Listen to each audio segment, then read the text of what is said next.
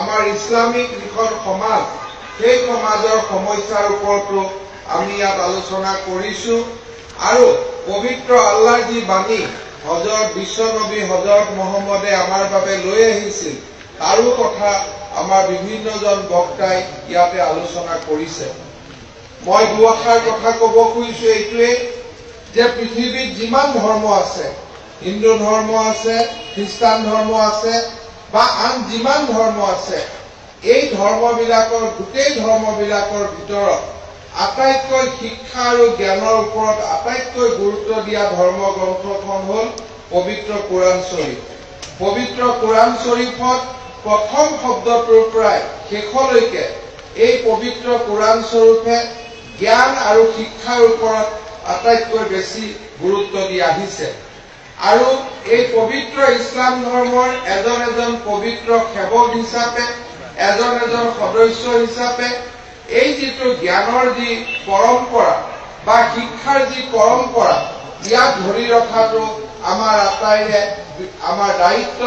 বিশেষকৈ ইছলাম ধৰ্মী লোকসকলৰ দায়িত্ব। জ্ঞান বুলি কওঁতে আমি সকলোৱে জানো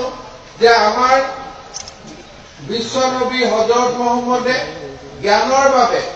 ইছলাম ধৰ্মী লোকক প্ৰয়োজন হলে চীন দেশলৈ যাব কৈছিল আৰু তেখেতে ইমানলৈকে কৈছিল যে এজন জ্ঞানী লোকৰ কলমৰ যি মূল্য, সেই কলমৰ মূল্য এজন শ্বহীদৰ মূল্যতকৈ, শ্বহীদৰ তেজৰ মূল্যতকৈও বেছি। তেখেতে জ্ঞান আৰু শিক্ষাৰ ওপৰত আটাইতকৈ বেছি গুৰুত্ব দিছিল আৰু সেইকাৰণে আমাৰ যি এই মাদ্ৰাছা, আমাৰ যি পবিত্ৰ যি ইছলামিক শিক্ষাৰ যি মেইন কেন্দ্ৰ, এই মাদ্ৰাছাবিলাকৰ পৰা জ্ঞান আৰু শিক্ষাৰ এটা ডাঙৰ পোহৰ সমগ্ৰ সমাজখনত বিয়পাৰ আজি প্ৰয়োজন আছে। আজি আমাৰ সমাজখনত আটাইতকৈ প্ৰয়োজন হৈছে যে আধ্যাত্মিক শিক্ষা। আমাৰ সমাজখনত আমাৰ মানুহ আগবাঢ়িছে, মানুহৰ গাড়ী হৈছে, মানুহ প্লেনত অহা যোৱা কৰিব পৰা হৈছে,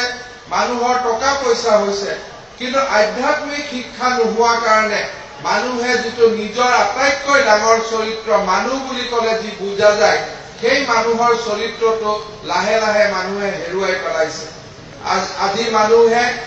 এই আধ্যাত্মিক শিক্ষাৰ অভাৱৰ কাৰণে মানুহে নিজৰ দেউতাক মাকৰ মূল্য বুজি নোপোৱা হৈছে, মানুহে নিজৰ ভাই ককাৰ মূল্য বুজি নোপোৱা হৈছে, মানুহে সমাজৰ মূল্য বুজি নোপোৱা হৈছে, মানুহে দেশৰ মূল্য বুজি নোপোৱা হৈছে, মানুহে ধৰ্মৰ মূল্য বুজি নোপোৱা হৈছে। সেইকাৰণে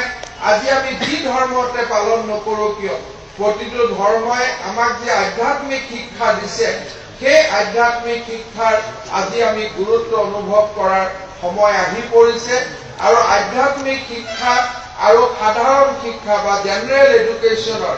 এটা সিনথেসিস বা এটা মিক্সাৰ বা এটা দুইটা বস্তু মিলাই পেলাই যিটো শিক্ষা হয়, সেই শিক্ষাটোৱে আজি আটাইতকৈ প্ৰয়োজন আছে।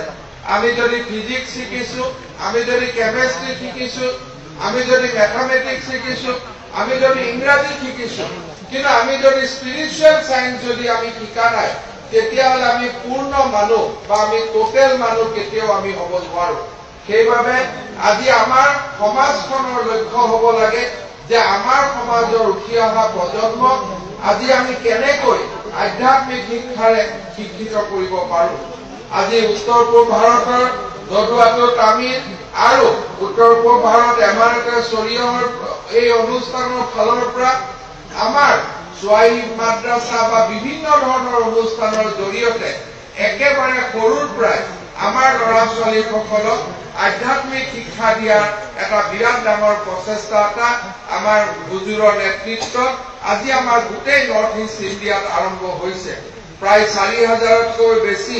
আজি সৰু ল'ৰা ছোৱালীৰ বাবে আজি মাদ্ৰাছা হৈছে আৰু আমাৰ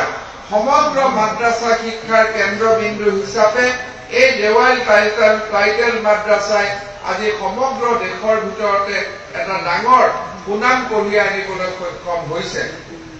আমি সকলোৱে জানো যে আমাৰ এই যিখন মাদ্ৰাছা আছে, সেই মাদ্ৰাছাৰ যি কেৰিকুলাম বা সেই মাদ্ৰাছাৰ যিটো শিক্ষা পদ্ধতি, সেয়া বেলেগ মাদ্ৰাছাতকৈ বহুত বেলেগ আৰু আধ্যাত্মিক শিক্ষাৰ ওপৰত ইয়াত গুৰুত্ব দিয়া হৈছে বিজ্ঞান ইংৰাজীৰ দৰে সাবজেক্টও আছে আৰু তাতকৈ ডাঙৰ কথা পবিত্ৰ কোৰাণ শৰীফ হওক বা আমাৰ যিবিলাক ইছলাম ধৰ্মৰ গ্ৰন্থ এই গ্ৰন্থবিলাকৰ ওপৰত ছাত্ৰ ছাত্ৰীসকলক আজি এটা প্ৰকৃত শিক্ষা দিয়াৰ প্ৰচেষ্টা এই দেৱাইল টাইটেল মাদ্ৰাছাত আজি চলিছে এই দেৱাইল টাইটেল মাদ্ৰাছাখন আমাৰ অসমৰ এগৰাকী শিক্ষকগুৰু আমাৰ অসমৰ প্ৰাক্তন বিধায়ক আৰু এই অনুষ্ঠানৰ প্ৰথম ফাউণ্ডাৰ আব্দুল জলিল চৌধুৰী সাহেবৰ একটা সপোন আছিল আৰু সেই সপোন এই দেৱাইল টাইটেল মাদ্ৰাছা আজি সেই সপোনকে বাস্তৱত পৰিণত কৰি এখন ডাঙৰ অনুষ্ঠানলৈকে আজি ৰূপান্তৰিত হৈছে।